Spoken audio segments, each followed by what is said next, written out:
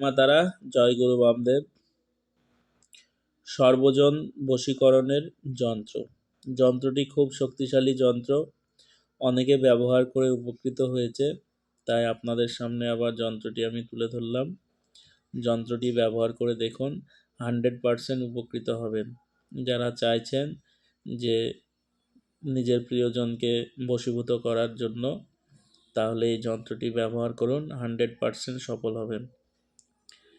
যন্ত্রটি ব্যবহারের বিধি: যন্ত্রটি ভূর্জপত্রের ওপর অষ্টগন্ধার কালির দ্বারা যন্ত্রটি অঙ্কন করবেন এবং যন্ত্রটি অঙ্কন করা হয়ে গেলে একটি রূপোর বা তামার মাদুলিতে ভরে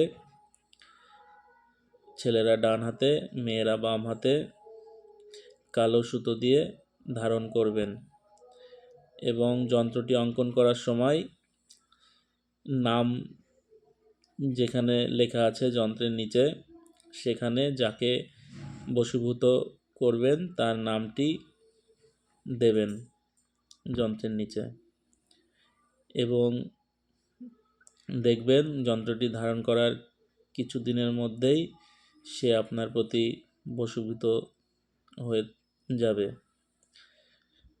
যন্ত্রটি খুব কার্যকারী একটি যন্ত্র, ব্যবহার করে দেখুন, উপকৃত হবেন। এটি যে কোনো দিন আপনারা অঙ্কন করতে পারেন, কোনো বার উল্লেখ নেই, যে কোনো দিন আপনারা করতে পারেন, দেখবেন